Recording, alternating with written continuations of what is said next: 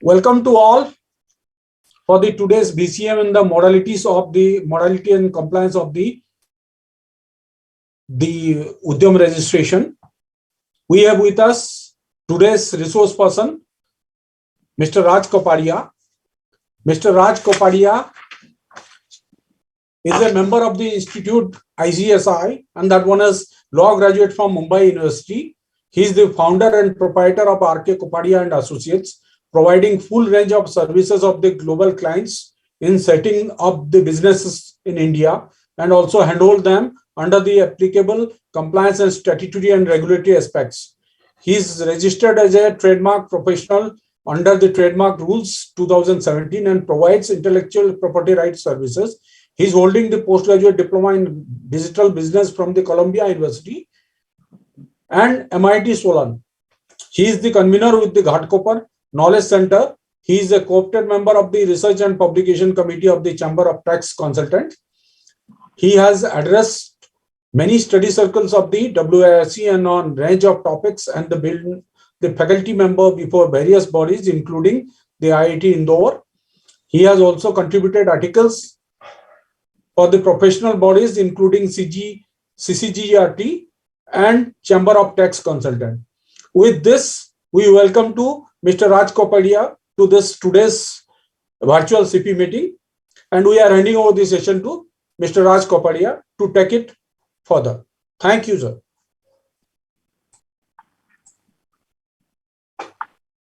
Yes, Dr. Sambit, thank you very much for the introduction. And I've shared my. Is it visible, sir? Yeah, you're visible, perfectly visible. Yes, sir. Yes. Thank you. Thank you very much for this introduction. And as Dr. Sambit said that we are going to discuss today on modalities and compliance relating to Udyam registration for MSMEs, and more importantly, how a chartered accountant can be catalyst. So when I sat and thought about the question which is there, how CA can be a catalyst, what I thought of is that chartered accountants have historically been hand-holding businesses and entrepreneurs and corporates for various requirements, regulatory requirements for businesses. So this is one such, this MSME Udyam registration is one such requirement which very recently under the Prime Minister's this clarion call that he gave for Atmanirbhar initiative, the call that Honorable PM gave, so Honorable Prime Minister gave a clarion call on 12th of May 2020 to make India Atmanirbhar, self-reliant. So in that speech, the Honorable Prime Minister had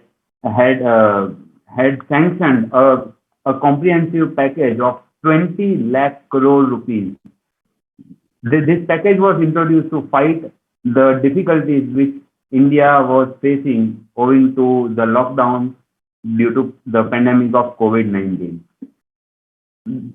Such a difficult time that was, that even personally, health-wise, we all were suffering. There was a complete lockdown. There was a shutdown of all activities, all business activities, all companies, all entities alike were in a complete lockdown. And this was by like I would say a relaxation measure to push the businesses to become self-reliant, to give a boost to entrepreneurship, to support people who were suffering due to probably even in employment who were suffering due to job issues.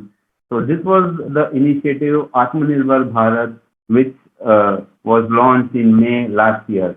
What followed this clarion call was Honorable Finance Minister Srimati Nirmala Sitharaman, who gave a lineup of budget of post-budget announcements. There were 4-5 consecutive days by which Honorable Finance Minister has given various announcements. One such announcement, the most critical one, related to the benefit of entrepreneurship.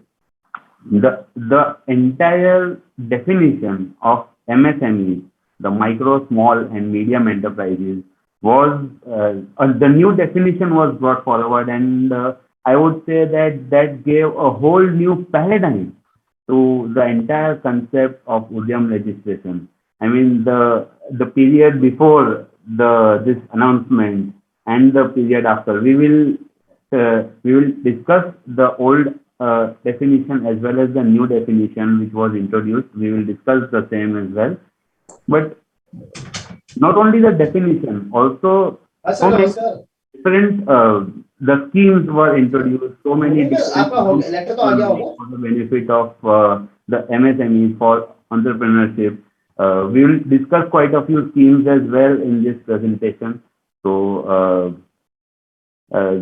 as I said, this was followed by a series of announcements which gave a boost to entrepreneurship in India and created a new horizon of MSMEs.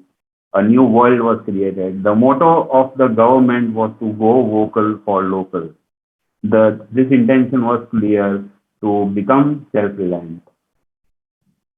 So before we get on with the presentation, this is a small quote which I really found it very interesting.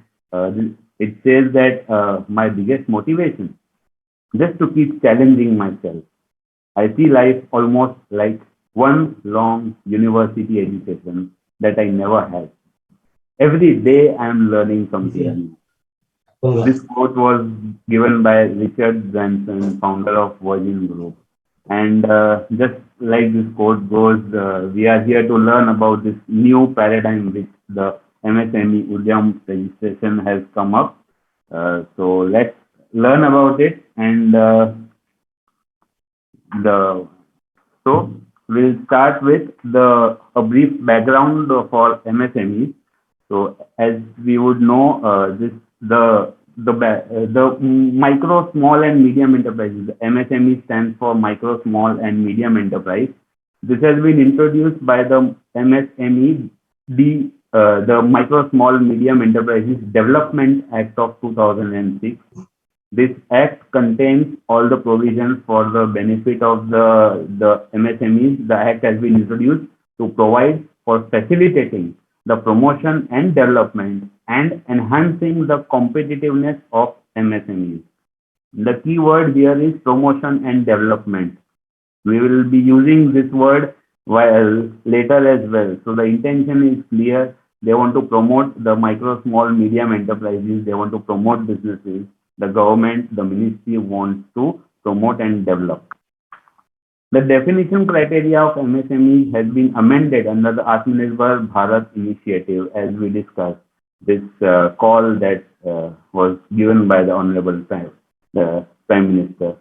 And the amended definition covers a really broad base, almost 99% of all the businesses in India. That's a big, big base. 99% of all the businesses in India now can register themselves as MSMEs. So now we will get to the definition. So as I said, prior definition was there and which was amended by the Honorable Finance Minister. So what was the old definition? Old definition of MSMEs, the criteria was that the investment in plant and machinery or equipment.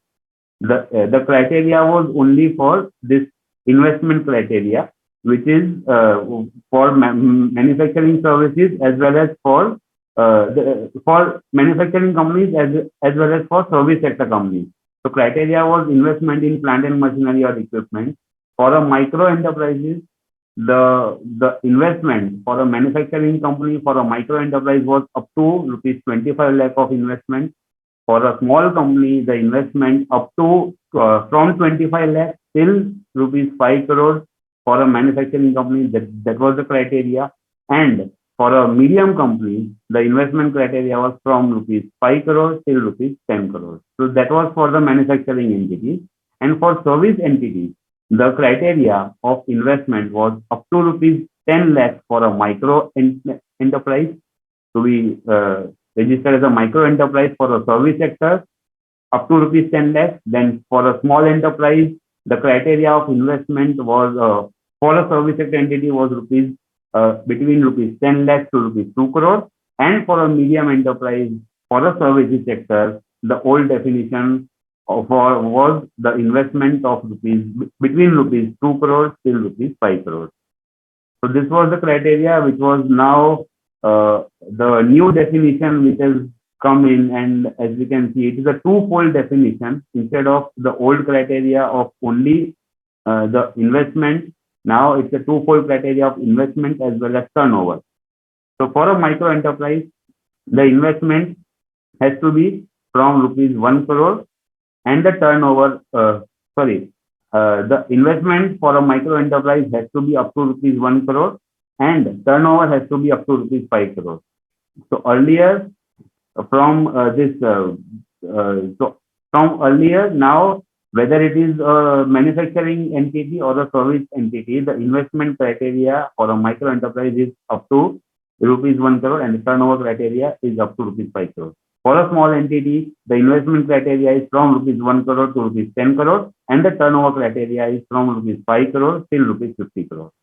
For a medium entity, the investment criteria is from rupees 10 crore to rupees 50 crore, and the turnover criteria for a medium entity is from rupees 50 crore till rupees 250 crore.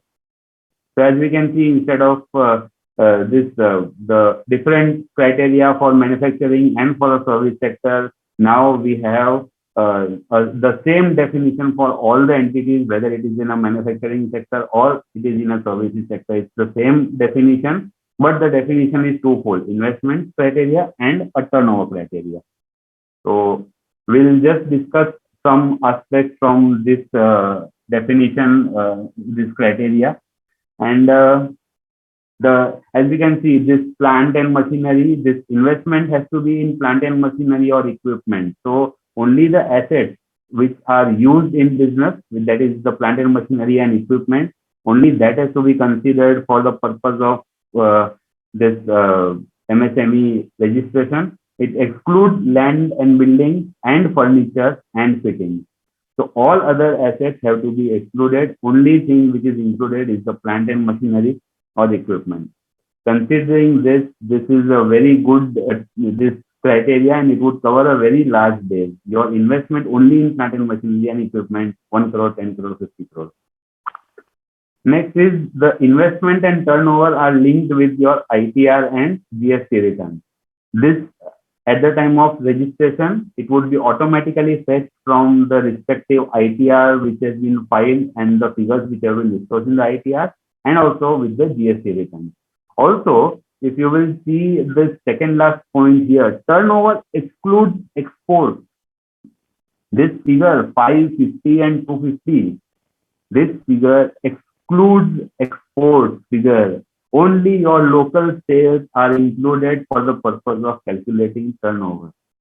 This is also a very important this criteria for definition. So only your local turnover up to rupees 250 crores can register as MSME.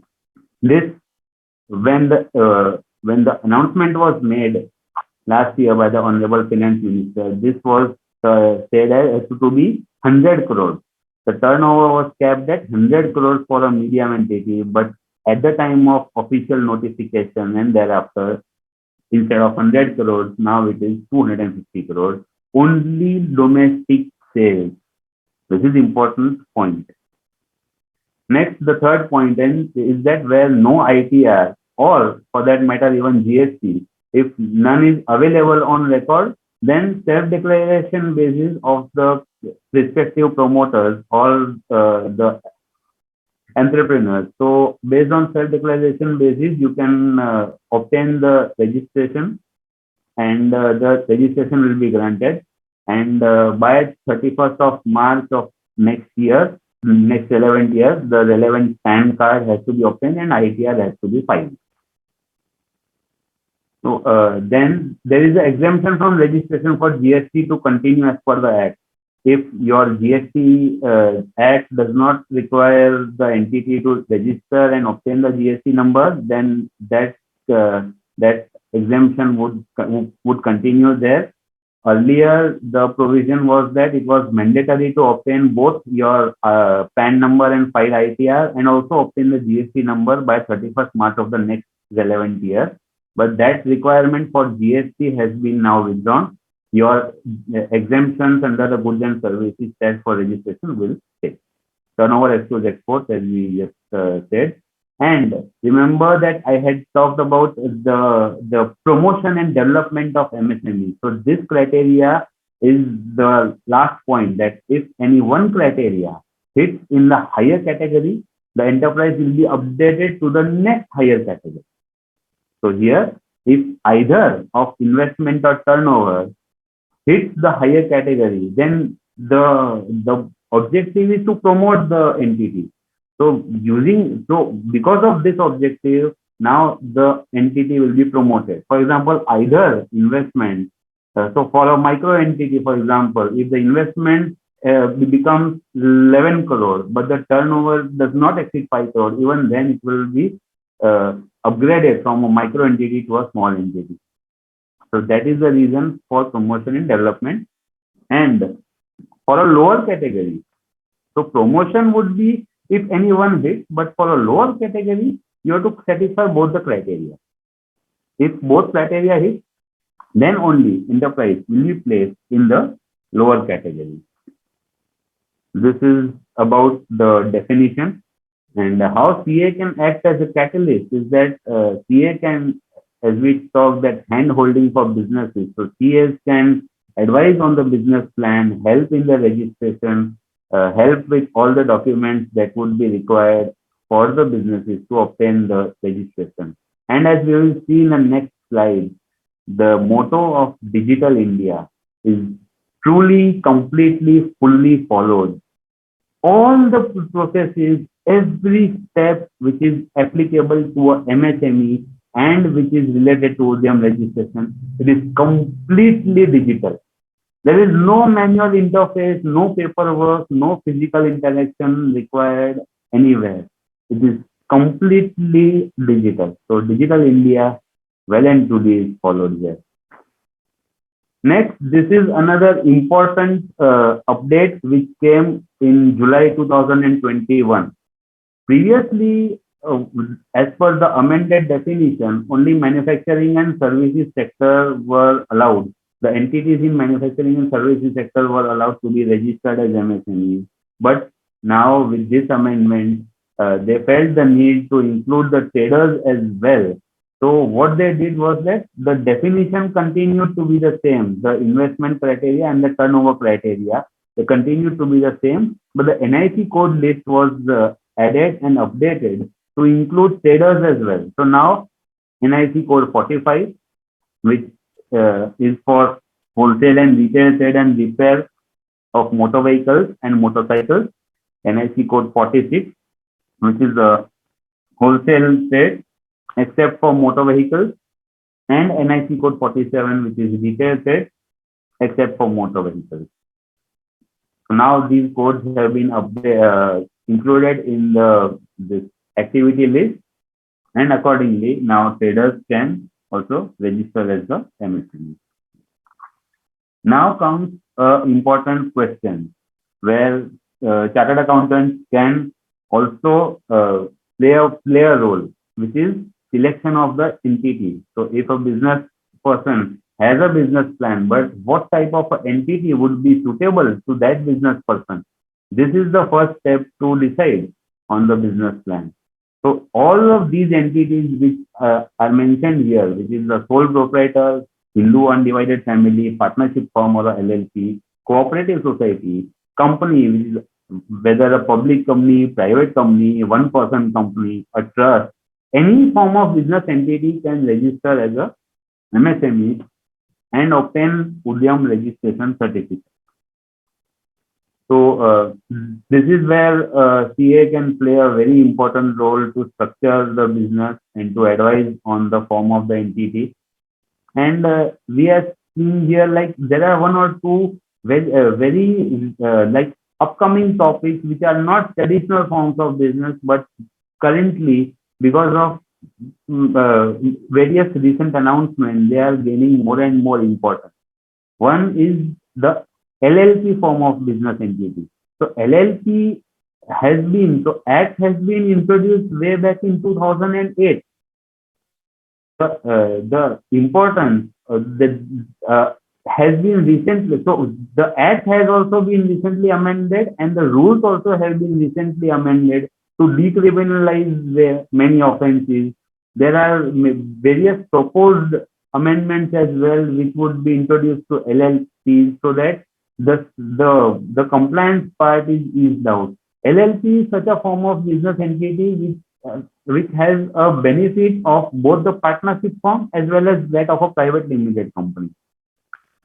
LLP has a limited liability, as the name suggests. So the partners would have a limited liability and also enjoy the benefits of a private limited company. So it would be more a push towards corporatization and like bringing all the businesses into an organized sector, whether it is a sole proprietor, whether partnership firm. Such a registration as a MSME using the ITR, the PAN in the ITR and the GST, this would bring an attempt to bring the businesses into the organized sector. As we discussed about LLP, one more form of business entity, which is the OPC, one person company. Again, in this budget speech of 2021, the Honorable Finance Minister had made certain amendments to the OPC requirements.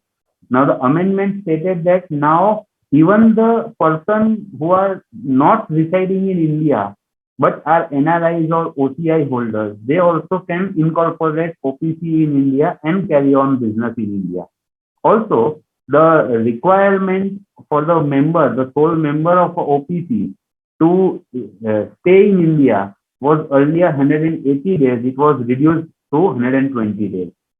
So all these are steps which are definitive towards giving a boost to entrepreneurship and also to ease out the processes as much as possible, and of course towards the goal of Atmanirbhar Bharat. So for all these entities, the authorized member has to register on behalf of all these entities. So for sole proprietor, it would be the proprietor himself or herself. The HUF would be the Karta. Partnership firm or LLP would be the designated partners or partners. The cooperative society would be the member who is authorized. For a company, it would be the authorized person who would be either a member in case of OPC or any directors. The trust would be the trustee. So Aadhaar numbers of the authorized person is required for registration as an MSME. In case of a proprietor, the PAN of proprietor can be used to register the business. In all other cases, the respective PAN is to be used. Next, some further aspects of obtaining the MSME registration. So as I said, the registration formalities for Udyam registration are well and truly digital. Every process is paperless. It is free of cost. No entity, no agency, no institution can charge a single penny for Udyam registration. So as it is written in the first point that with effect from July 2020, the registration of this MSMEs is on Udyam portal, which is udyamregistration.gov.in. The one thing which is to note, the important thing is here the link, which is udyamregistration.gov.in. At the end of the presentation, I have given certain links as well, important links which can be referred as well. So this is the only authentic link to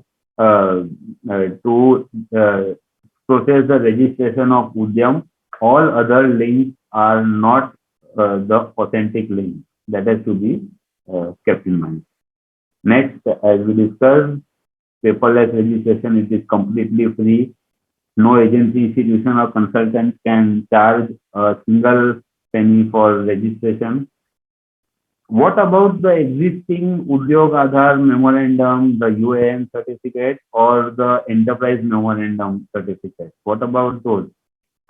Earlier, when this was introduced, by the Honorable Finance Minister in the Atmanirbhar Bharat announcement, it was told that by 31st of March 2021, all the existing Udyog Aadhaar numbers have to migrate mandatorily to the Udyam registration. However, this date was then extended to 31st of December.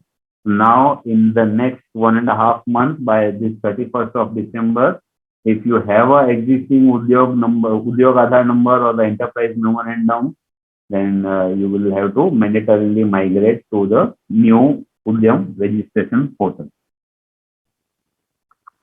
Details with there are certain details which are required to obtain this registration, which is Aadhaar number for and the Aadhaar OTP. As we discussed here, all these entities which can register as this MSME, so the authorized members have to register on behalf of the entities. The authorized members has to register using their personal respective Aadhaar card. The authorized person will enter the Aadhaar number and the OTP, the one-time password, would be sent to the registered mobile number and the registered email ID. PAN and GST of the organization as applicable. We have discussed about the PAN. For a sole proprietor, the PAN of the proprietor himself or herself, and for GST, the other the exemption which is normally applicable to GST, that same exemption would continue here as well. The further details which would require would include the address of the one second. Sorry. The further details which would include are the address of the entity, the enterprise, the concerned enterprise address, the category of the entity, that is, as we discussed, which category is here. So that would be there. The bank details would be required. Bank details, the account number, IFSC of the respective bank would be required to be included. The activity code details, which we discussed about, that traders activity as well is now included. So that activity code, you will have to select from the drop down menu the different activity codes, and accordingly you have to put the activity which are there. Multiple activities can also be included, so that provision is also there. You can include multiple activities as well. You will also need to give employee details. So the classification of total employees, the male employees, female employees as well are to be included in this. All the concerned authorized person is also considered as one of the employees. So for the company or for any enterprise, if there are no employees, then the concerned authorized person is also included in the employee. Next, the investment and turnover is to be captured from the respective ITR and GST as available. If GST is not available due to exemption, then on self-declaration basis, the same is to be included. And same is for ITR file. There is a matrix now. So how this detail would be captured? We discussed that it is completely digital, and detail also would be automatically fetched from the respective ITR portal or the respective GST portal. This is the matrix which has been in the office memorandum which the government has issued. So this is the matrix. This is the basis on which the relevant information will be captured. PAN of the GST, PAN or GST of the organization as applicable. For sole proprietor, we have discussed the PAN of the proprietor, and for any other form of entities, the PAN is, their respective PAN is mandatory. The matrix is that the data will be captured as per it is complete and processed at the end of the department. So for respective income tax department and for the GST department, once the assessment is complete, then that data would become final and accordingly it would be captured. For 2020-2021, The data which was captured was for 2018-2019 investment, both the investment data as well as the turnover data, excluding the export. This was captured. For 2021-22, which is the current year, the data as on 2019-20 would be captured. For 2022-23, the data as on 2020-2021 would be captured. This is the matrix based on which the data would be captured. Now comes the question. We have discussed about the various aspects of registration and obtaining the Udyam number. But the question is, why to register? What are the benefits? What would I get if I register my organization as a MSME? First of the most important, which is provided in the Act as well, is the MSME Samadhan. Again, this MSME Samadhan portal is a completely digital online portal for grievance redressal of the MSME.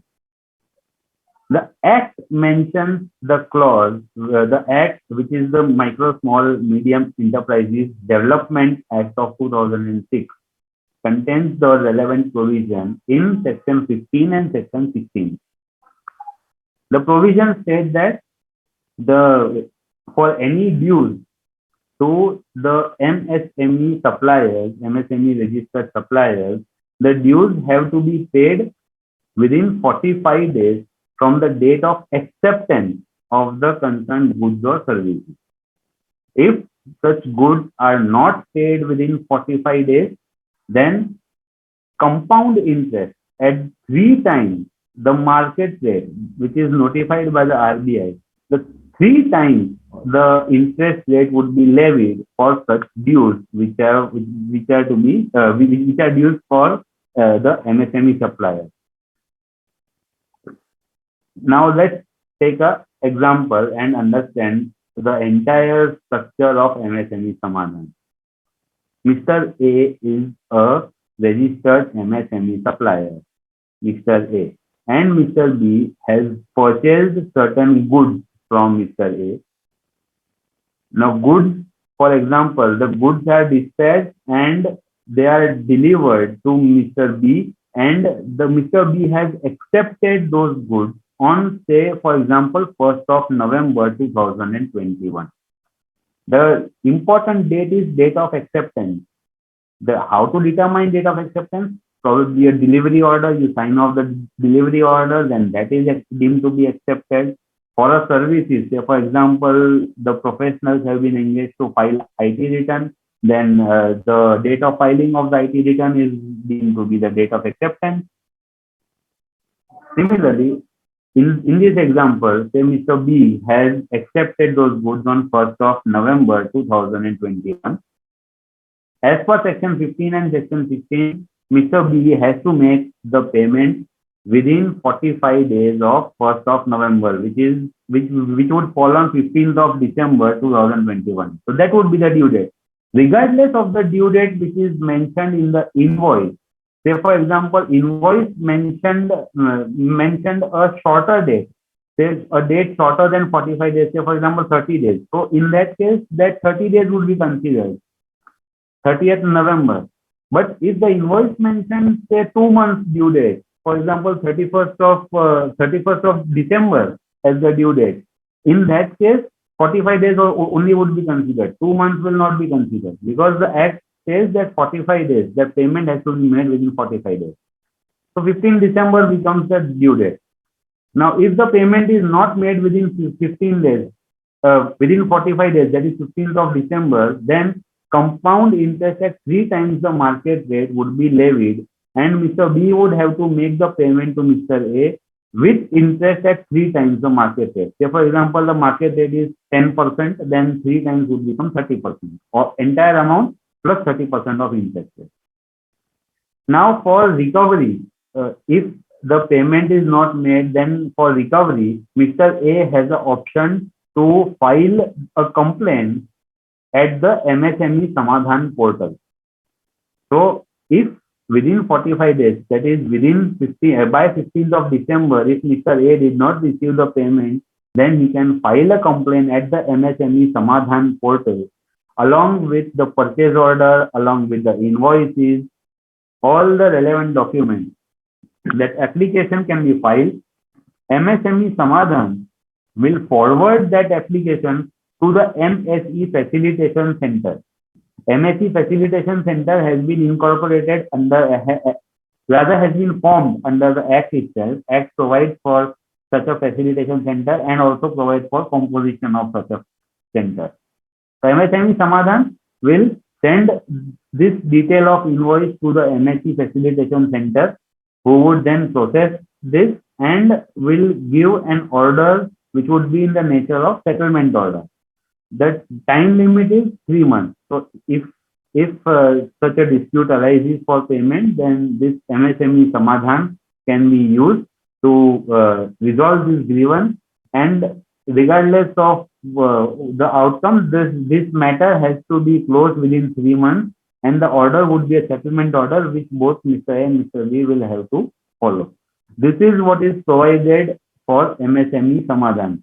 But the point to be kept in mind, which is important, is that it is only for MSE, that is micro and small enterprises, not for medium enterprise. Medium enterprise cannot make use of this MSME Samadhan.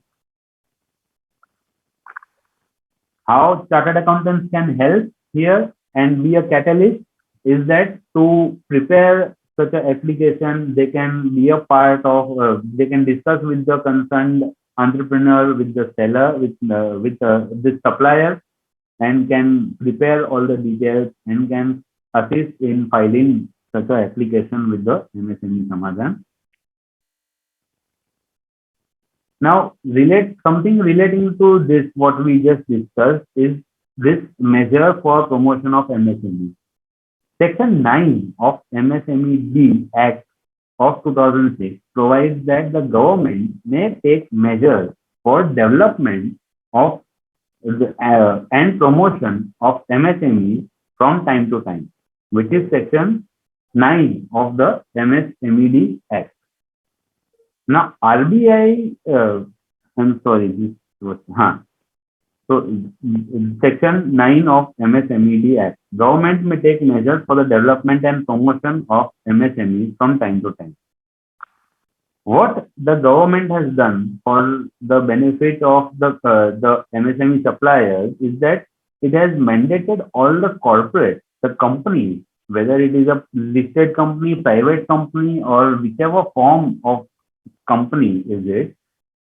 So every company, the government has told every company to file a half-yearly return of dues to all the MSME suppliers.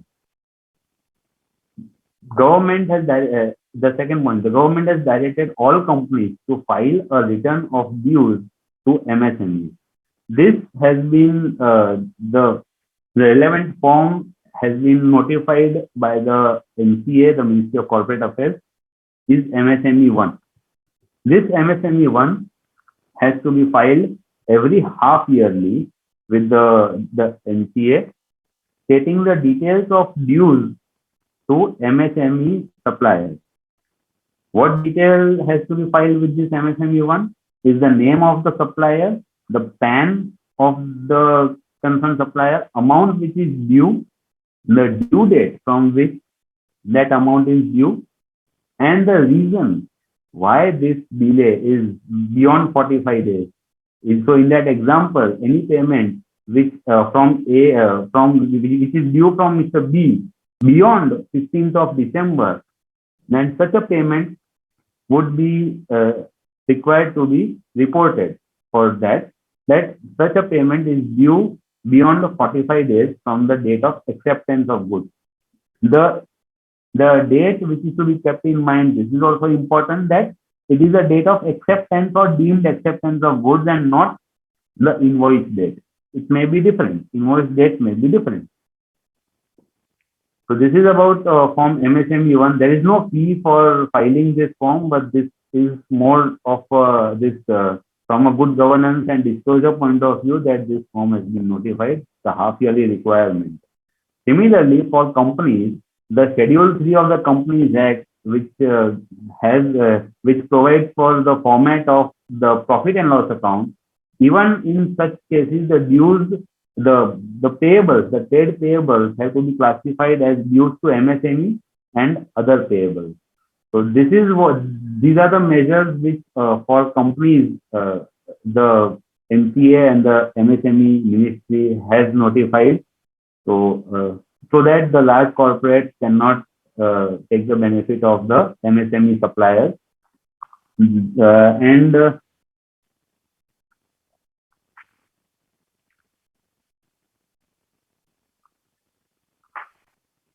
next now, so something related to this, the 45-day, the due date. So one more thing which is related to this is the TED platform. So say for example, this all involves this too much of a legal hassle, or the concerned MSME, this registered supplier may be apprehensive to approach the facilitation center. Then for them, this TED this platform is also been has also been notified by the RBI. But before we get to TED, I forgot one point which is relating to this, the form MSME 1. Important point to note here is that the NCA portal in the version 3 would be introducing a new e-adjudication module.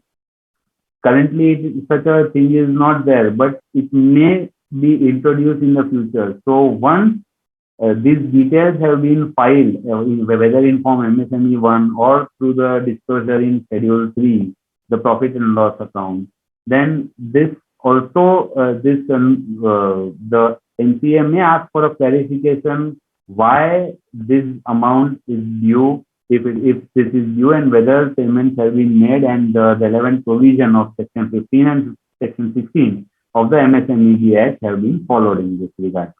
So this is currently not there, but as this e-adjudication for this module has been notified already by the MCA, it has not been introduced yet, but there are chances that it may be introduced. So that's why this becomes important. Now again back to TED portal. This is as the name suggests, it's a trade receivable discounting system. It is basically for bills discounting as well as for invoices discounting. It's a mechanism.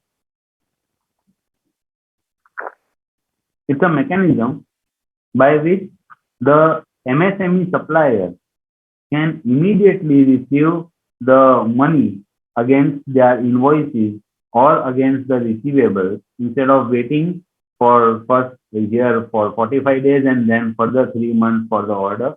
Instead of that, this is another system wherein immediately the MSME registered suppliers can get their working capital released, and the amount can be put back into the business and for working capital. Here, there are 3 parties, as we can see in point 5. There are 3 key parties. One is the MSME supplier or the seller. Second is the buyer, which can be large corporates or public sector units, government departments. These are the buyers.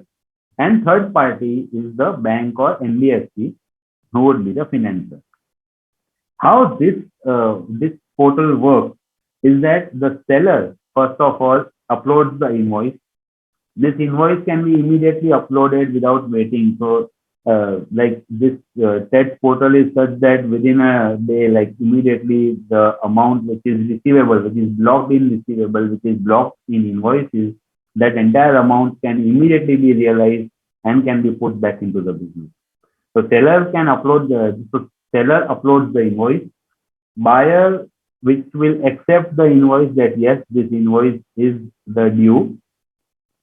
Financier would then bid for the invoice. This invoice, once uploaded, the concerned financer, which is the bank or NBFC, will then bid for the invoice. The bidding would be for the charges. So financer can also bid the for a better rate, and also the sellers can have through this bidding, the MSME sellers can also evaluate the options, which which bidder gets a better rate on, or from which bidder the seller is getting more for its invoice, for its receivable. Accordingly, this bidding takes place, and the seller then, after evaluating the bid, the seller accepts the bid.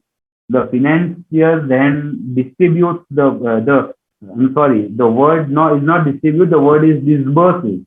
The financer disburses the funds to the seller immediately once the this invoice is the bid is accepted. The financer disburses it to the seller. The seller would receive the fund. The buyer would be then due to make this to pay off to the financer the whatever is due, and then at the due date when the buyer pays, and financer would receive, and this transaction would be closed. In this entire setup, from seller in uploading invoice, the making the bid, accepting the bid, making the seller receiving the payment, buyer making the payment to the financer, and closing. This entire chain, the seller would be immediately relieved from the dues. There would not be any recourse back to the seller. Suppose if in case in future the buyer becomes a NPA, and the financer is not able to realize the funds from the buyer, then there would be no recourse back to the seller. This is one of the big benefits of such a system.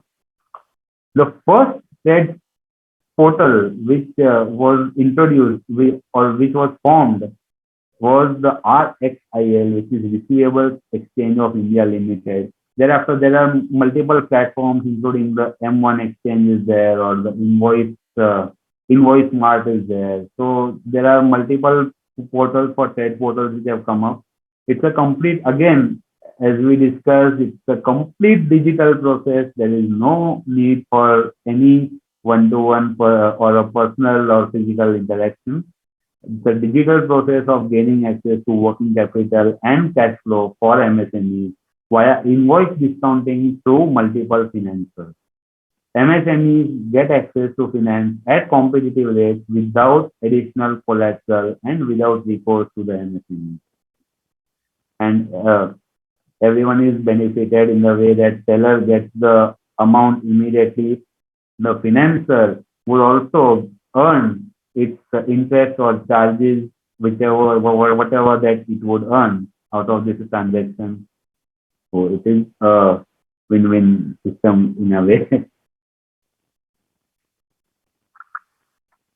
Next, also is another important aspect of intellectual property rights. Every business, as entrepreneurship would grow, as the business would grow, it's but natural that the business would also create its intangible assets, which would be the intellectual property. Intangible assets can be any trademark, patents, designs, copyright. It can include many things, shape of goods, sound. There are many new trademarks, new forms of marks which are now accepted as trademarks. So it can be sound mark, visual mark, smell mark, taste mark. You can anything you can register these days as a trademark. So that's so as businesses progress, this the intellectual property would also be created in a form of intangible assets. And for this Udyam registered entity, there are benefits in the form of expenses which are reimbursed. Now, these are the maximum limits. So, for a patent, up to rupees 1 lakh, for a foreign patent, up to rupees 5 lakh, for a geographical indication, it's up to rupees 2 lakh, for a trademark, up to rupees 10,000. Geographical indication is when a product is associated with the location. Nagpur ke Santre is one of the examples, or probably we can say the Mysore sandal soap, all those types which are associated with the place from which this product is grown or made available. These are the maximum, these expenses reimbursed are the maximum limit. Of course, practically, I can give an example of a trademark. So while registration as a trademark, if we have the Udyam registration document with us, if that we upload at the time of making the application for trademark, then the charges for registration are charged irrespective of the form of entity. The charges are charged at the rate applicable to individuals, which is 4,500. Whether it is a company or whether it's a firm or any other form of entity, uh, instead of 9,000, which is the normal charge for the startup registered entity or for a Udyam, the cost for trademark is 4,500, which is a straight away 50% discount. That's how practically it is used. And what are the broad areas where the government makes interventions for making awareness? Basically, the idea is to make the entrepreneurs aware about this IPR and what is the value, how it is created, how it is used, how it is registered. So broad areas include awareness, sensitization programs on IPR, this pilot studies for selected clusters. There are interactive seminars, workshops, exhibition centers, conclaves, conferences which are held. There is reimbursement, as we discussed, which is there for patents, trademarks. There are also setting up of IP facilitation centers for MSMEs. For if anyone is wishing to set up a facilitation center for MSMEs, for IP facilitation center, then there is a financial support as well, up to rupees 1 crore, which the government would give for a period of 5 years. So this is also there if anyone wishes to set up such a IP facilitation center. There is also interaction with international agencies, treaties as well, which are discussed by the government to promote the intellectual property rights. Next comes the government e-marketplace, the GEM portal. This is another interesting thing where the registered supplier, a supplier who is registered on the GEM portal, would get access to multiple buyers, and this portal is basically used by majority of public sector undertakings, the government undertakings, to procure goods. So if you are a startup or if you are a Udyam registered entity, then you straight away get access and you can get registered on the GEM portal, the government e-marketplace portal. In fact, at the time of as we discussed about complete end-to-end digital process, at the time of Udyam registration, that checkbox is asked at the end before you click on submit. That checkbox comes whether you would like to register the entity in the GEM portal, the government e-marketplace portal, or as well as on the TED portal. It's to that extent that the processes have become integrated. Based on your Udyam registration certificate, you can get a direct entry into the GEM portal. It's as we discussed, a dedicated marketplace for different goods and services and for business in India. Udyog Aadhaar based registration to promote MSME. As we discussed, it is fully integrated at the time of registration itself. This GEM portal can be registered. The benefit of obtaining this registration in the GEM portal, there are certain benefits which include contactless, paperless, cashless registration, which is in line with Digital India.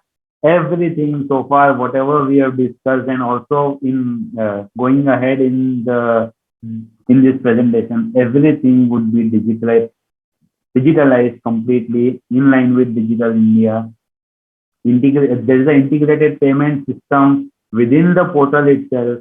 Whoever is registered can directly make the payment at the portal. There is no hassle for like follow up for payments and other things. There is a direct purchase available of up to rupees 25,000. There is no middleman. That is sell directly to the buyer, which is in most of the cases the procurement is done by the government and the public undertaking. They look for the GEM portal to for their various needs and for businesses. There is a timely payment. There is timely delivery acceptance. So both ways, sellers are assured of the payment. The buyers are assured of the quality and of the deliverables. There is no more searching of tender notices in magazines or newspapers. Everything is digitalized. Minimal marketing efforts and expenses. For Udyam registered entity, in fact, it is completely integrated and no extra cost to be paid at the time of registration itself. You can get registered at GEM portal. Dynamic pricing allows MSEs to change the price based on market conditions. Of course, the demand supply rule works here as well. Freedom from individual project or the product registration. So based on one your Udyam registration, you can obtain this. There is no need for an individual registration and access to national public procurement market. These are the benefits of registration with the government marketplace. This tender inquiry was another announcement which was made in May and June of 2020 by the Honorable Finance Minister. This was a part of Atmanirbhar Bharat initiative, wherein the government when it sources these tenders, it issues any tenders up to the tender amount of rupees 200 crores. Foreign tenders would not be invited. It would not be allowed for any government tenders up to rupees 200 crores. This amendment is prescribed in the General Financial Rules of 2017. This has been notified as well. This was announced last year as well. This is also another boost to Indian businesses, to Indian stores, Atmanirbhar Bharat, and also it is another shot in the arm for the motto which the government had introduced last year of Go Vocal for Local. Now, in the next few slides, we will discuss certain schemes which have been introduced for benefit of MSMEs. These schemes, this is an ever-changing paradigm. These schemes, some of them were in existence before as well. Some of them have been introduced in the Atmanirbhar Bharat, the budget announcements, as well as in the Atmanirbhar Bharat announcement, which went on for 5 consecutive days. Certain due dates were mentioned in some schemes and which have been extended. Some schemes which have been revised or some extended period has been there. So there are a lot of changes and it is constantly changes. It is constantly changing. What I have done in this slide is to give a brief gist of most of the schemes, as many as I could. Of course, in the detailed description of all of those schemes are there in their respective website, which is there for the scheme, and also in the official website, which is bcmsme.gov.in. I have mentioned this at the end of the slide. The Development Commission, DC means Development Commissioner of MSME. We'll start with the first scheme, which is the Procurement and Marketing Support Scheme. This is somewhat related to the earlier GEM portal that the government sources for most of its business from the GEM portal itself. So here the Procurement Marketing Support Scheme, the objective is to promote the new market access initiative like organizing or participation in national and international trade fairs, exhibitions, MSME expos, etc. This is basically to promote the new MSMEs who have started business. So for those to market those products, to give a large access to such MSME suppliers, this initiative has been introduced by the ministry. The MSME registered suppliers can participate in the trade fairs, in exhibitions, MSME expos, which are exclusively for MSME registered suppliers. They also create awareness and educate the MSMEs on topics which are relevant for market access development. Basically, as I said, to create awareness, to promote newly formed MSME suppliers and entrepreneurs, to create more awareness about trade fairs, digital advertising, e-marketing, GST, the government e-marketplace portal, public procurement policy, and other related topics. It's about creating awareness on various topics which would be relevant and which would be important for a Udyam registered supplier, for any entrepreneur, so for to give awareness to the such suppliers. So assistance is provided for MSE, that is micro and small enterprises. So medium enterprise would not be there for this particular point. That assistance is provided for MSE, which are participating in domestic fairs and exhibitions. Even for participation in such exhibitions, there would be some assistance other than creating awareness, also including financial assistance to be provided. There are also some capacity building measures and workshops which are conducted for the support team, and all the concerned MSMEs can register themselves through the DCMSME portal, which we discussed about.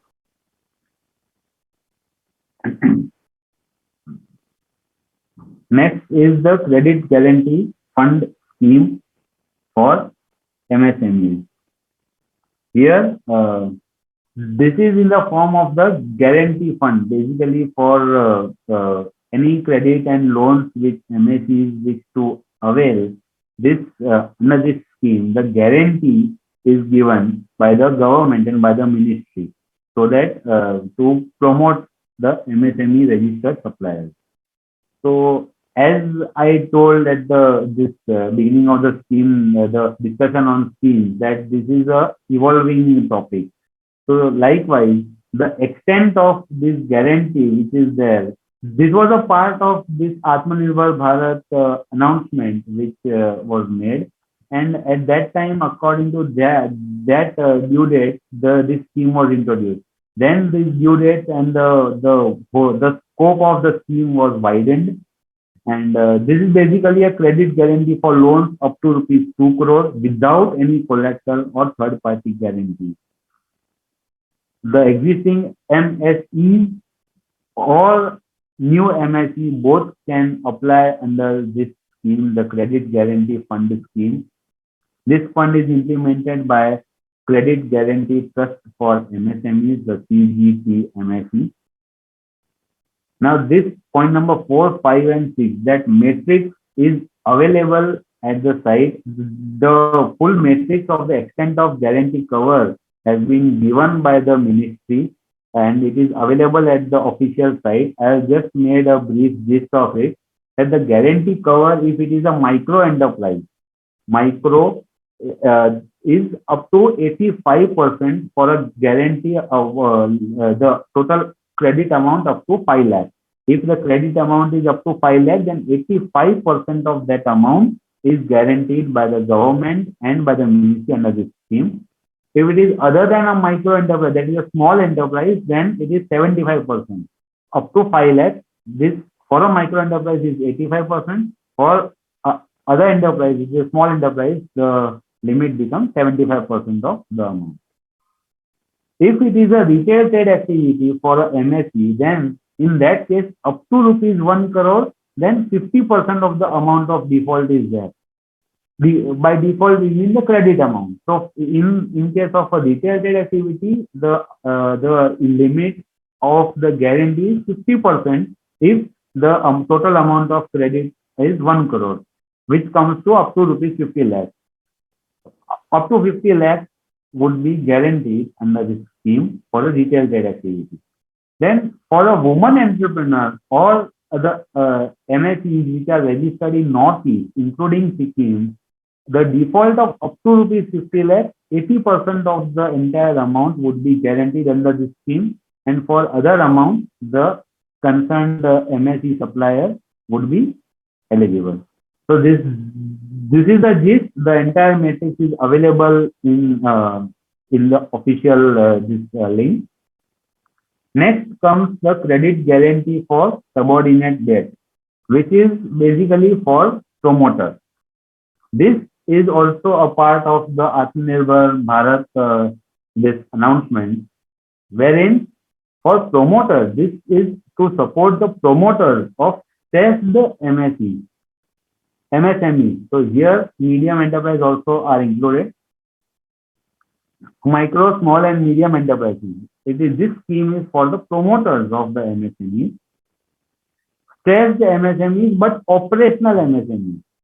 Very important to note this, that the MSME is to be operational and it can be stressed but operational. That is, it should be active and not basically dormant. That's what it means. So, as on 30th April 2020, that concerned MSE should be declared as an NPA, but it should be operational. Excuse me. The concerned promoter would be given this credit under this scheme. Promoter personally would be given a credit under this scheme, and promoter will infuse money into the entity, the MSME registered entity, as equity or quasi-equity. So this is basically to help the promoters of stressed MSME. The credit extent is the extent of the credit is 15% of total promoter stake.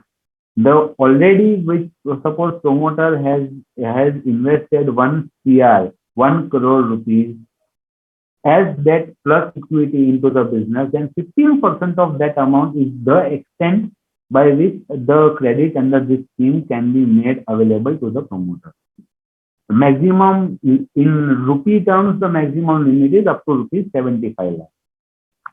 90% of the guarantee cover under this scheme is 90% of the guarantee is under this scheme of the government and the ministry, and 10% is of the promoter individually and not the MSME business. The promoter individually would be liable for the balance 10%. There is a moratorium of 7 years on payment of principal. Only interest is charged in this period. The tenure of this credit is up to 10 years. The original proposed budget was 20,000 crores for this scheme. All the eligible lending institutions are required to be registered with this trust for MSEs so that it can be for operationalizing this scheme. Originally, the scheme was made applicable till 30th of September 2021. It was then extended by way of a recent office memorandum till 31st of March 2022.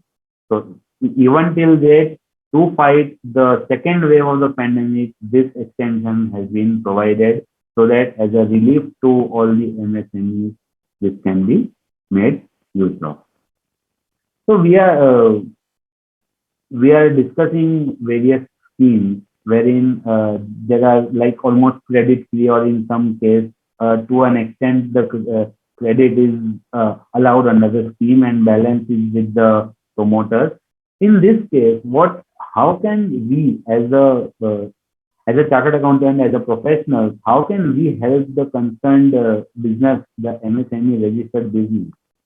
How, as a catalyst, which is the main question for this, is that we can first of all, advise the concerned the MSME registered, Udyam registered business. We can help them with building the business plan, the projection, the pitch deck as well. For this, we can really make advice and a presentation on the business so that they can approach the relevant bank, the relevant site for availing all these credit facilities. What we have discussed, and also going forward, this is the next, which is emergency working capital for MSME.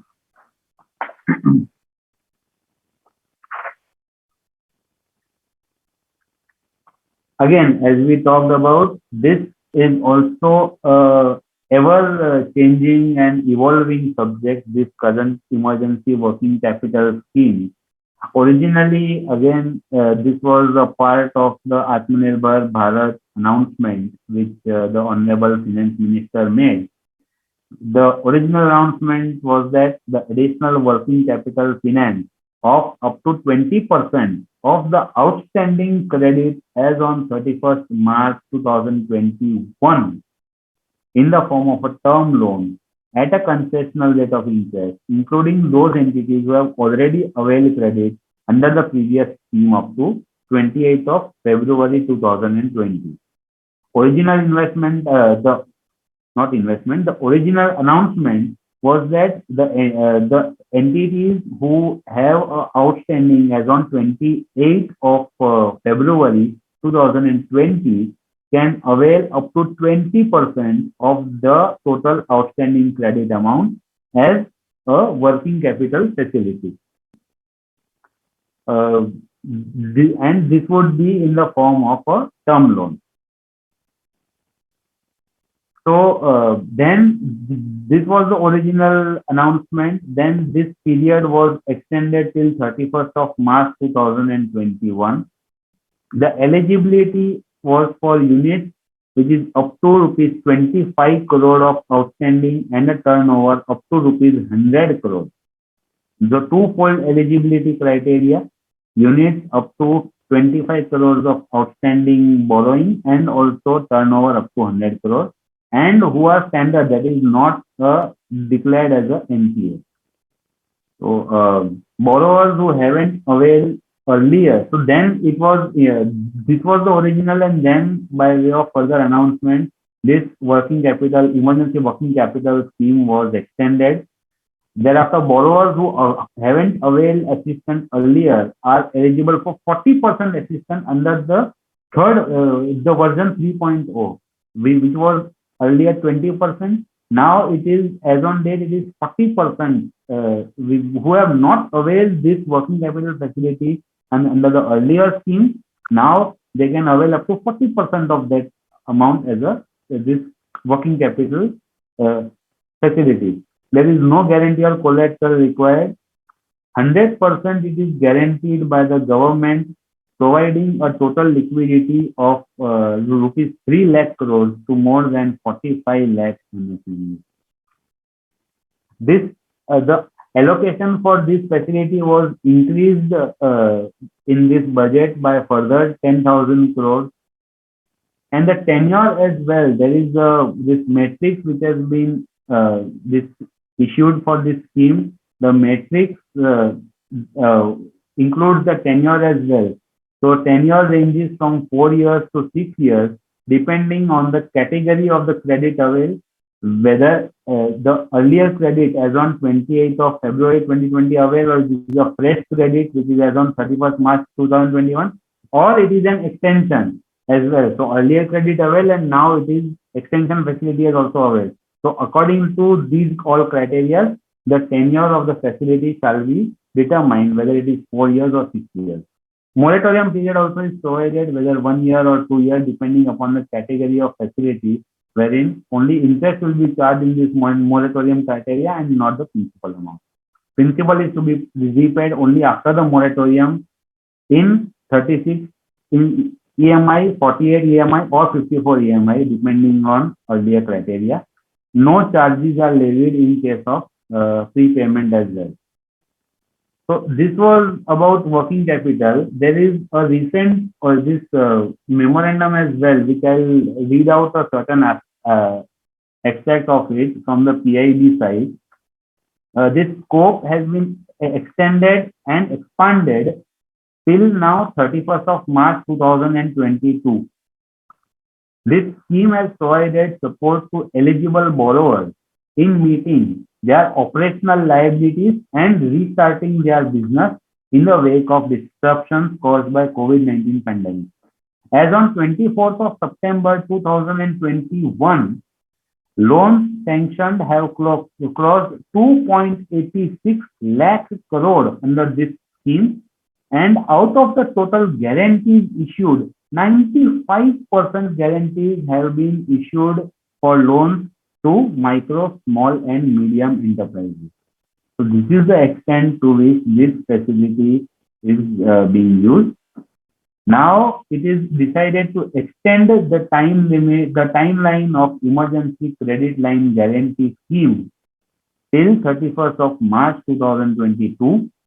That is one, or till guarantees for the amount up to rupees 4.5 lakh crore are issued under this scheme, whichever happens earlier. Further, the last date of disbursement under this scheme is also extended till 30th of June 2022. So this was about this scheme for the working capital. There is also another proposed fund, which is equity infusion through fund of funds. Under this, the Self-Reliant India Fund, the SRI Fund, guidelines which were notified on 5th of August 2022, the Self-Reliant India, Atmanirbhar Bharat. The objective of this fund is to enhance the equity or equity-like financing to MSMEs and listing of MSMEs on stock exchanges. This is the one of the objectives. There is also to support faster growth, to support organizations to become international champions. SRI Fund is a mother fund which will provide funding to daughter funds who can deploy their investment in targeted MSMEs. There are both mother and daughter funds, which shall be AIF, the alternate investment fund, which would be registered with the SEBI. Government would be the only anchor investor in this mother fund, which is the Self-Reliant India Fund, with a budget of 10,000 crore rupees. And all MSMEs are eligible under this scheme to obtain the benefits. There is also a credit-linked capital subsidy scheme which was in force. It was for technology upgradation of the MSE. This is a capital subsidy which is provided to the MSE unit on institutional finance available by them for modernizing of plant and machinery, basically for technology upgradation. So if the MSEs want to avail new technology, upgrade their machinery, improve the manufacturing process. For this, this scheme was introduced. The capital subsidy is provided at 15%, and the ceiling limit of the amount of loan or institutional finance eligible for subsidy is rupees 1 crore. So 15% of the total requirement for technology upgradation or modernization, 15% of the total amount is allowed as a capital subsidy to the MSE.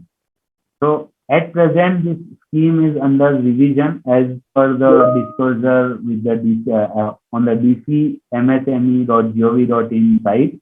This scheme is under revision and will be launched after necessary approval. So probably more guidelines are awaited on this scheme.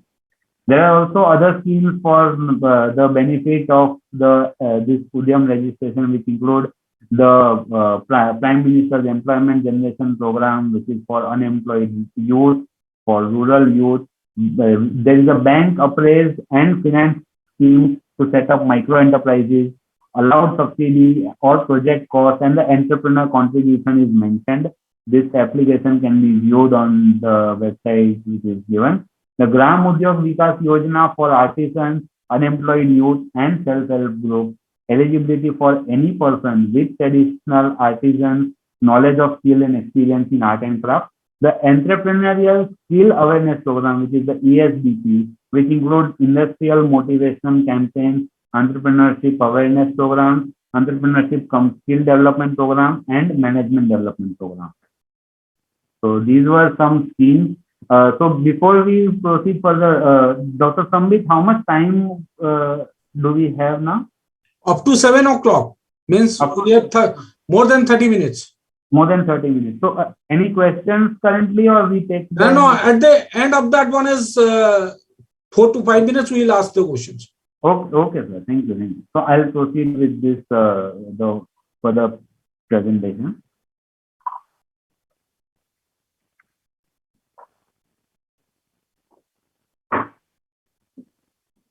Next is this Champions portal which has been introduced. The Champions basically stands for, it's a abbreviation for creation and harmonious application of modern processes for increasing the output and national strength. This is basically the Champions, which is a short form of this. So it's a new portal which was introduced in June and July of 2020, which is the champions.gov.in. The technology-driven platform for helping and for promotion of MSMEs. It's basically a single window clearance sort of a platform where all information, all grievances relating to MSMEs can be it can be redressed, can be solved. If any doubts or queries, issues are there, the same can be resolved.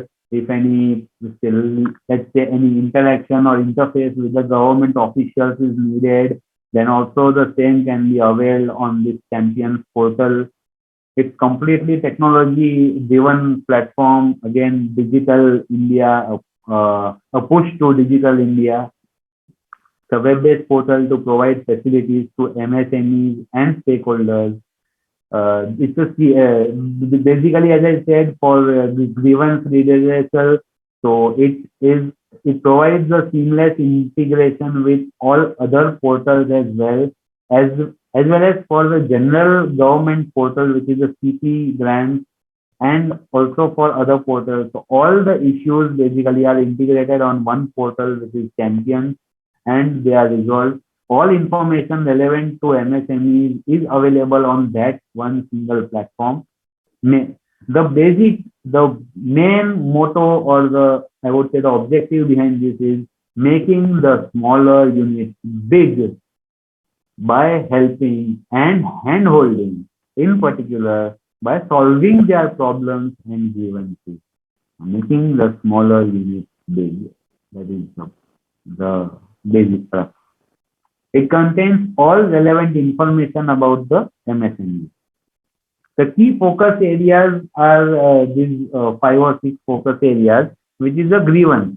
So for the grievance redressal, the current this officers are there which are registered on this Champions portal, and for every such issue, the unique ID which is given is starting with GR and then followed by the number.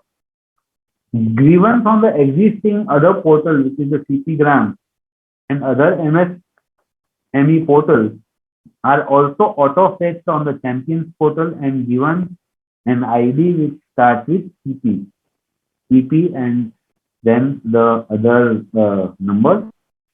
Portal will encourage and capture ideas and collaborative supportive ecosystem of experts and technocrats who can guide the technical, managerial, and finance issues faced by MSMEs.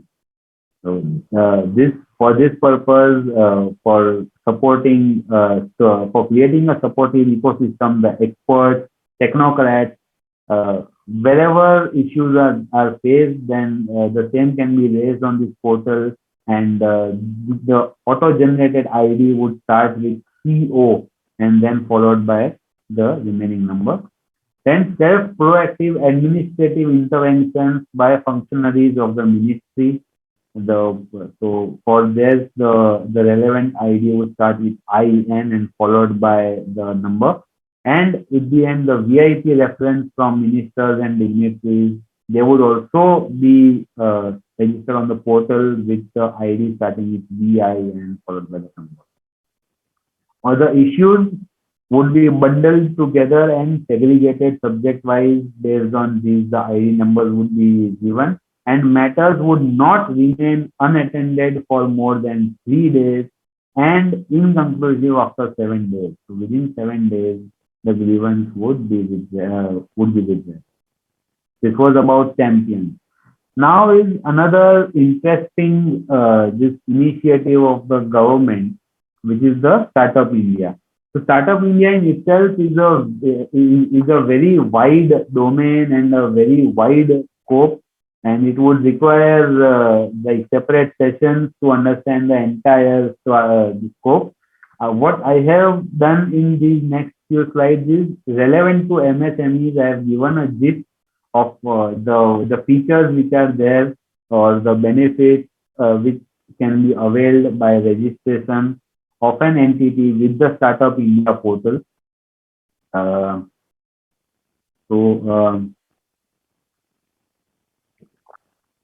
how CA can act as a catalyst in this for Startup India? This registration also includes, of course, the business advisory, the type of entities, the financing, how CS can act as catalyst, also includes creation of the pitch deck for the startup, for creation of projected financials and projected figures, for websites, for structuring of the deals, for agreements, everywhere, including taxation, of course, which is the core area.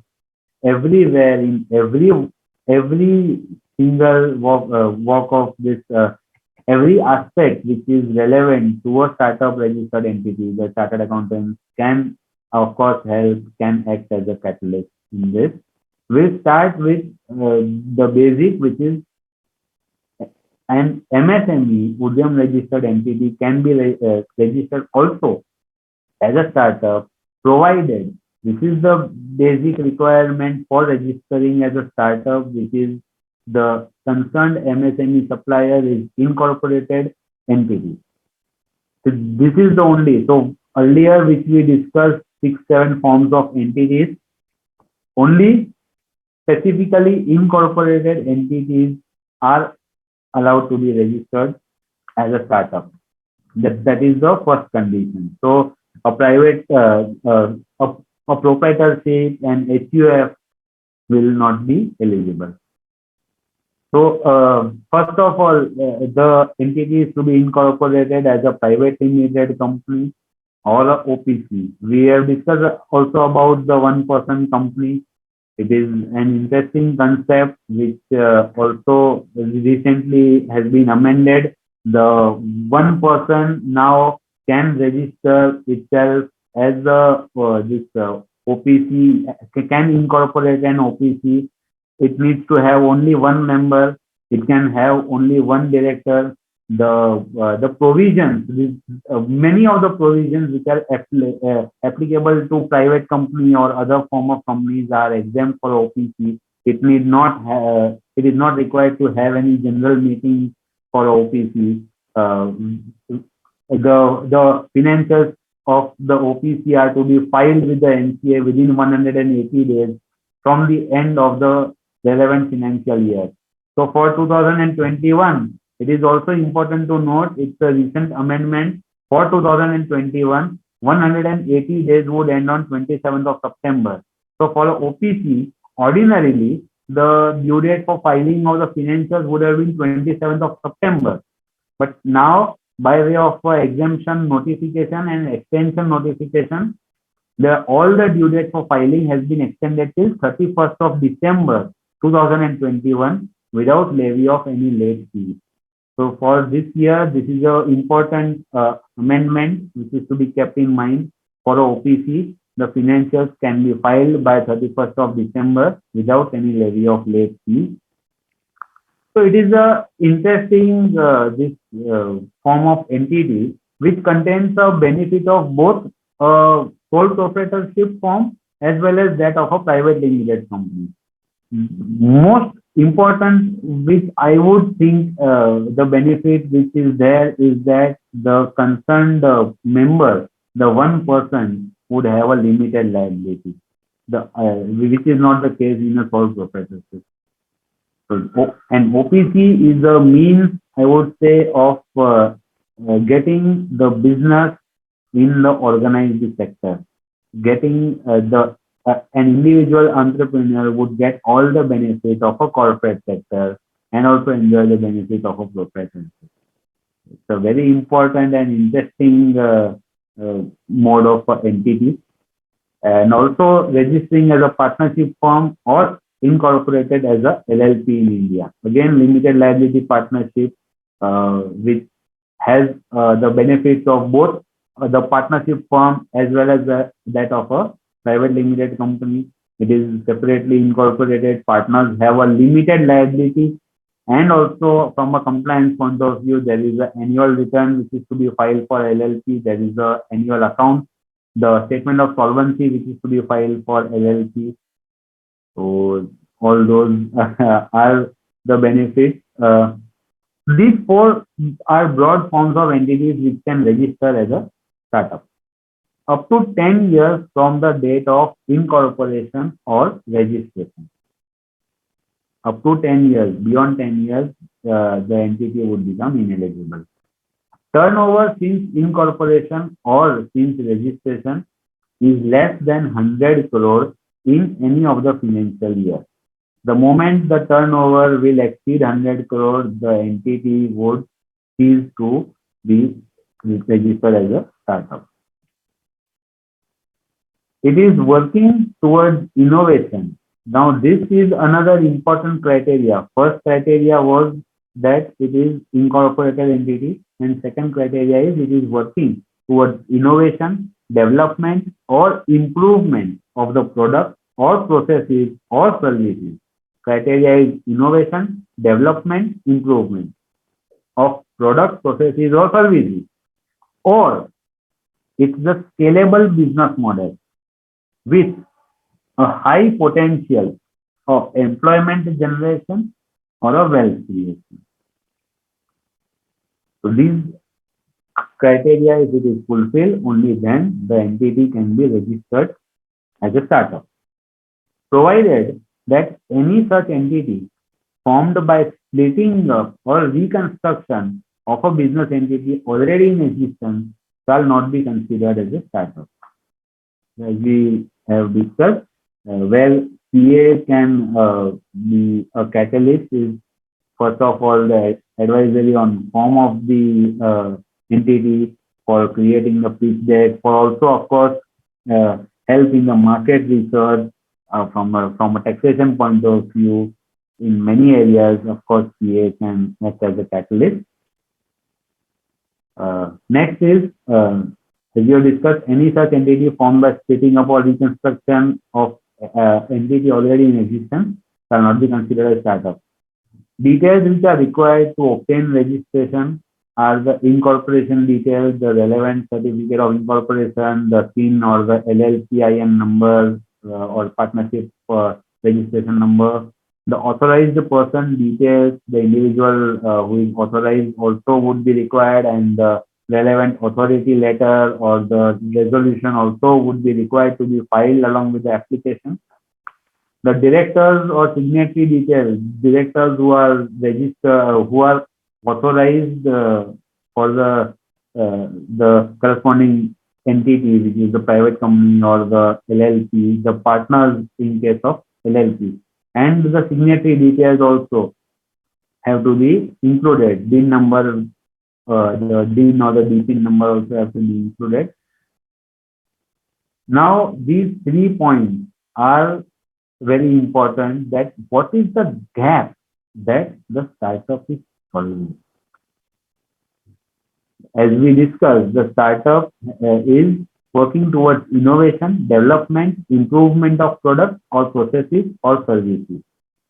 So this entity is formed to solve or to fill certain gaps which is there in the market with respect to the product or service that it is dealing with. So what is the gap that it is solving? How is it solving the gap with specific focus to the market in which it is registered, and whether the product is an innovation, whether it's an improvement, or it is a scope for a large scale employment generation. So all these details uh, have to be filled. The relevant authority letters have to be attached, the pitch deck, whether it's the projection, website, whatever details that are there for relating to the concerned entity, all of them have to be filed along with the application. And it's again completely a digital process. And in each and every step, I feel a chartered accountant can act as a catalyst in each and every step for obtaining this registration. Now we'll run through certain briefly the benefits which are associated with registering as a startup, which is a relaxation in public procurement. The get registered as sellers on the government e-marketplace portal, like the Udyam, just like the Udyam registration, where this integrated this process was there for Udyam registration. Similar process is there for startup as well. It can get registered on the GEM portal, and there is also a relaxation for a startup with the requirement for prior turnover or prior experience details or any earnest money deposit details. So all of that would not be applicable for a startup registered entity. They can get registered on the government e-marketplace portal. And as we have discussed, this all the government entities, the public sector undertakings, they look for all their requirements on the GEM portal. So by this registration, the startup can also register their innovative, inventive, improved product or service on the portal and can get access to a large marketplace. ITR relaxation, which is also similar to what is there for Udyam registration.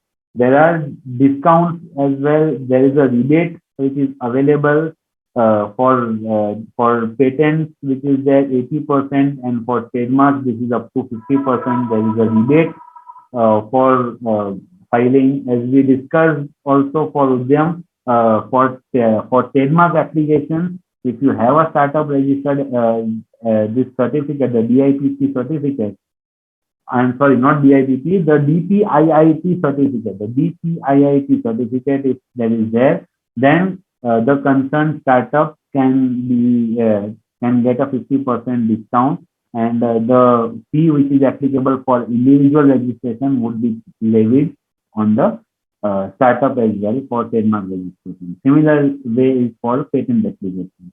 And there is also a fast tracking of patent applications. There are also facilitators for IP applications, which benefit the startup and can ensure that it is registered on a fast track mode. There is a self-certification under labor laws, the self-certification of compliance under 6 labor laws and 3 environmental laws for a period of 3 to 5 years from the date of incorporation. So the concerned startup, the concerned promoter will certify, and the compliance will not be questioned by the department for this period for a startup registered entity. Next benefit is there is a fund of funds which is proposed for startup, which is there for startup. 10,000 crore rupees is already allocated. The government participates in the SEBI registered venture capitalists who can invest twice that amount in startup. So there are such this fund of funds which have been introduced in multiple states. The details of which are of course available on the official website. There is a faster track this exit scheme as well, fast track exit scheme for startup, where the entire process is completed within 90 days instead of 180 days. That is also available. And also under the taxation, there is a ATIAC benefit which is there for a startup which is registered and which is incorporated and registered between 1st of April 2016 till 31st of March 2022. So, if a startup is registered within this period, then any 3 out of 10 years of registration, the income which is earned would be exempt from tax under the APIAC. Of course, there is a separate declaration and registration to be filed for availing this benefit. The same is to be filed with the income tax department. And also there is an exemption under section 56 to 7B, which is known as the angel tax. The income tax department will not question any security premium which the company earns for allotment of securities. The income tax department will not question the same if the declaration in Form 2 is filed with the DPIIT and the same is obtained. So that is also the benefit which is there under the taxation regime. This is also an interesting aspect for both the Udyam registered entities as well as for startups which require large funds can go for crowdfunding. This is the SME listing is a part of the crowdfunding which can be made use of. Of course, all the details are available in the ICDR, the SEBI regulations of issue capital and disclosure requirements. Chapter 9 is dedicated to the SME listing, which can be referred to. There are different modalities for a BSE platform as well as for NSE platform. There are separate SME exchanges which are there.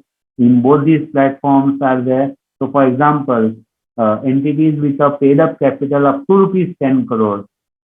For NSE, it is up to rupees 10 crore, and from 10 crore till 25 crore for BSE. Such entities can list on SME board or on the main board. So 10 crore, up to 10 crore mandatorily registered on the SME platform, and there is an option in the BSE platform for this paid up capital between 10 crore to 25 crore. So if paid up capital falls between this, then in the BSE they have an option whether they can register, whether they can continue in the SME platform or they can migrate to the main board. This is a special exchange to facilitate small and medium-sized enterprises. For paid up capital 10 crore to 25 crore, there is an option as well to migrate to the main board subject to other conditions being fulfilled. This part is specifically covered in Chapter 9 of SEBI ICDR regulations. I included this in the slide just to have a gist of this, of all the available and all the areas wherein the chartered accountants as professionals can advise their clients. And this is ideal for companies who wish to raise capital to meet their growth requirements and lower debt burden. Instead of credit, instead of debt, the concerned entities, the SME listed entities or the startup entities can list their securities on a platform and can have more of a owned money instead of a debt fund. And as I said, there are certain websites which I had referred to. This index is given here for the website link. For example, the first one is for Champions Portal of the MSME. Second one is for the Udyam registration, this certificate. This is the only authentic platform, udyamregistration.gov.in. Other platforms are not authentic, they are fake. Samadhan, the third one is MSME Samadhan, the Samadhan portal for this dues recovery beyond 45 days. So the grievance can be filed with the Samadhan portal. Next is the GEM portal, which both the Udyam as well as the startup registered entities can make use of, the GEM portal. Next is the M1 exchange platform for trades portal, which we discussed about the discounting, the bill and invoice discounting. So this is one of the exchange which was there, M1 exchange. Likewise, there is Invoice Smart. Likewise, there are other exchanges as well. Then there is a startupindia.gov.in for all information relating to startups, and also if any entity wishes to register as a startup, this is the platform. And dcmsme.gov.in, the Development Commissioner MSME, the site is there where all relevant information relating to MSME is included.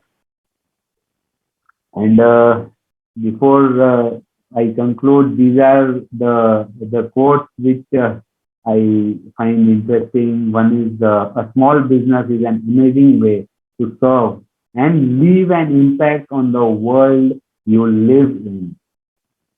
So we have discussed throughout this session for entrepreneurs, for small business, it can leave a major impact for the world. A tiny idea also can lead to a big impact. Failure is not to be feared. It is from failure that most growth comes. Again, the entrepreneurship, the businesses which are registered as startups or as MSMEs, they are bound to fail. But the failure should not be feared. It is just a stepping stone, and we should keep trying for success, and it will come. Success also will come, just like failure. So with this, I thank Dr. Sambit Mishra, and I thank the ICAI for giving me the opportunity to address the members for this session. Thank you for the opportunity, and we can take now some queries. And for any further information, you can contact me. My email ID is mentioned here, csraj@rkkapadia.in, and I'm also available on WhatsApp. So if any doubt, difficulty, you can get in touch. So over to Dr. Sambit. Thank you very much.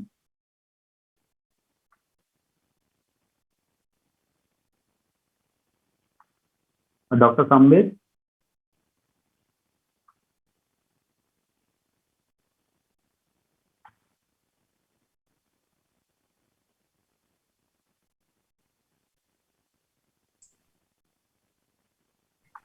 Yes, sir. Yes, sir. So, yeah, over to you. Right now, the questions. Yes, sir.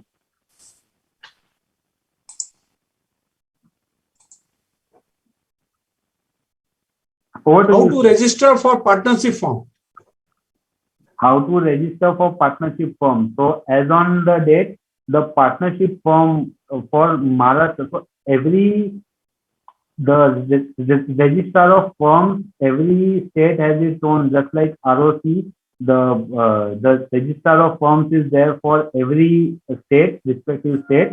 And for Maharashtra, there is an online portal available wherein the concerned details of the partners and the partnership deed can be registered online, and the separate registration can be obtained. I'm not sure about the other jurisdiction ROF, the register of firm, but for Maharashtra, this online this portal is there where a partnership firm with all the relevant details of the partners with the partnership deed can be registered. Yes, sir.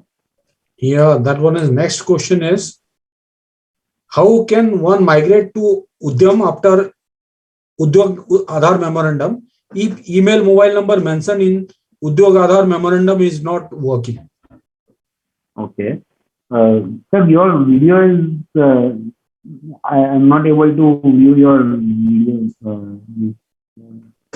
I hope how can one migrate to Udyam after Udyog Aadhaar memorandum if email and mobile number not mentioned not in Udyog Aadhaar memorandum?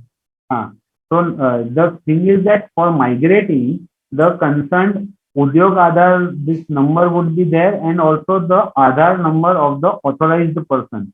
So first of all, you will have to input your Udyog Aadhaar this memorandum number, and on the registered ID and the phone, the OTP would be sent. Now, if you want to update the details, then that also option is there on this Udyam registration, wherein the details can be updated and the relevant Aadhaar, so the phone number which is linked with the Aadhaar card can be updated, and then the OTP can be sent with this. But then it's very important that the concerned Aadhaar card of the authorized person is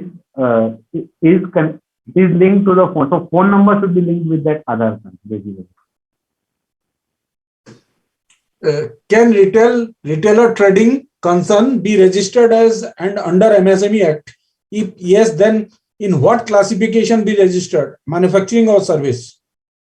Retail trade, whether it is for motor vehicles or whether it is other than motor vehicles, it would depend on that.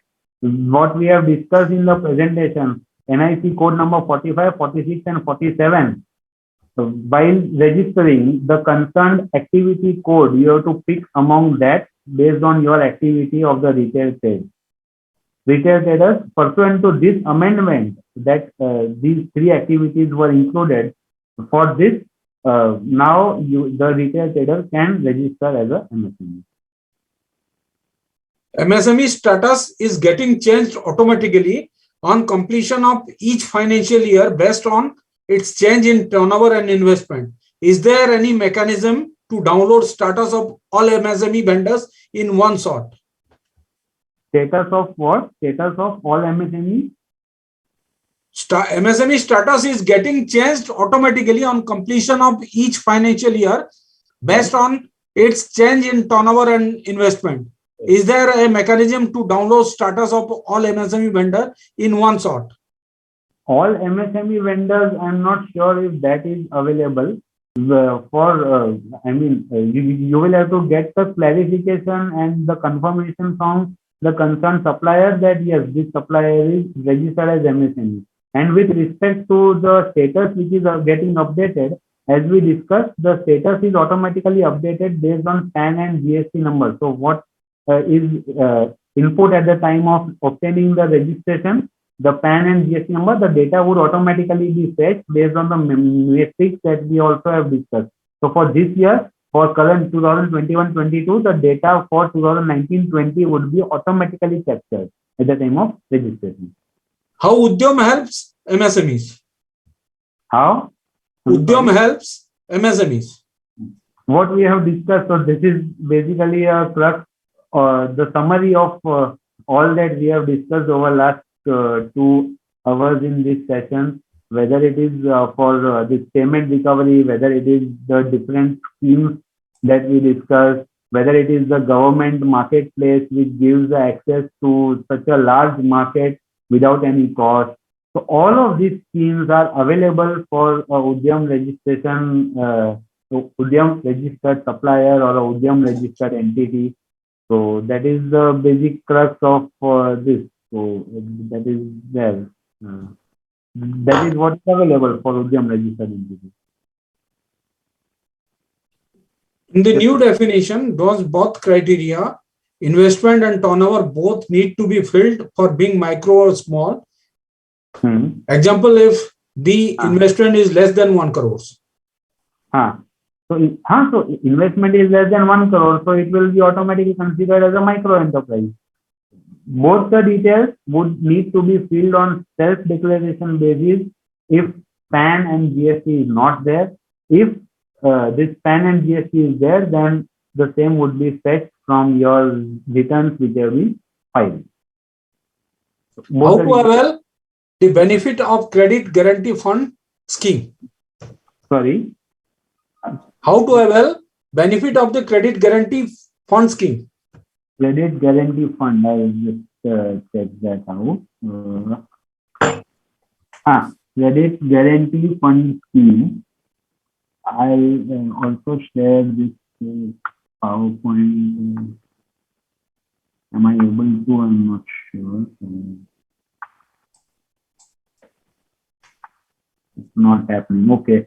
So the relevant link is also there for credit guarantee fund scheme as well, that DC, MSME and the link is there based on your Udyog Aadhar,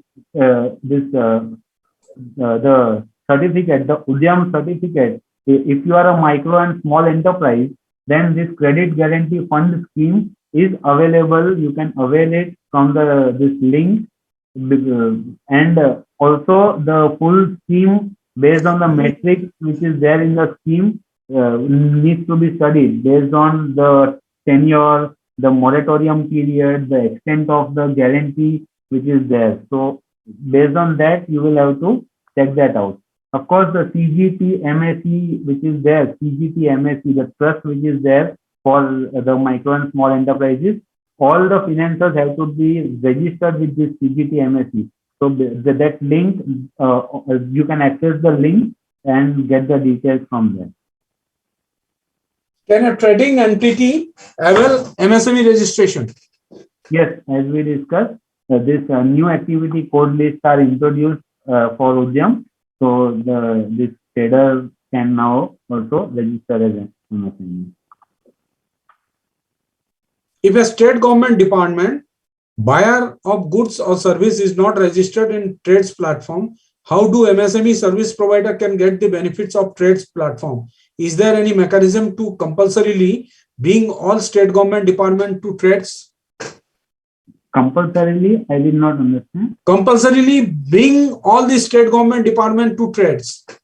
Compulsorily bring. So currently that is not there on this platform.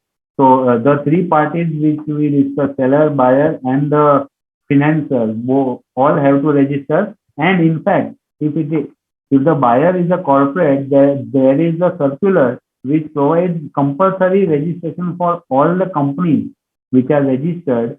They have to compulsorily migrate and register themselves on the state platform. That is that circular is already been introduced for companies. So for companies, like we discussed, this is there. Also that form MSME 1 which we discussed was to be filed for companies. The disclosure for dues to MSME. So the many mechanisms have been introduced for corporate. For other forms of entities, of course, it is a evolving subject and it's subject to change. Yes, sir. Okay.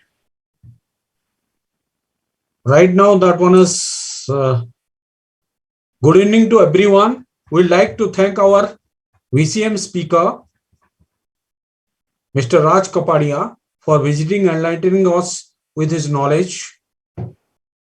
Once again, we'd like to thank Mr. Raj Kapadia for taking out time there from his busy schedule and enlightening us with his knowledge. Thank you so much, sir. Also, thank you to all the participants present here for paying their attention and learning. We'd like to end our session over here. Thank you to all. Thank you very much for the opportunity. Thank you, Dr. Samir.